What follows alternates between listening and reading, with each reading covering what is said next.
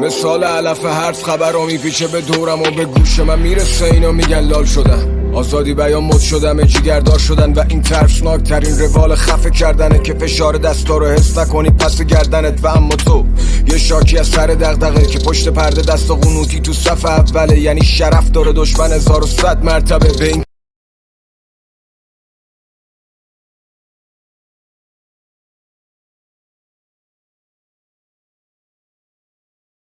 ببین رپ یه اسب وحشیه که سوار کار نداره، نمیتونه کسی ازش تو ایران مایه حلال وار دراره. تا جایی که هنرمند هیچ فرقی با یه خلاف کار نداره، پس هر کی سر میز ما اومد بگو که قرارداد نیاره. اینه که تا قسطا زیاد شد کم کم ورسا کم شد، از اون طرف چه جرم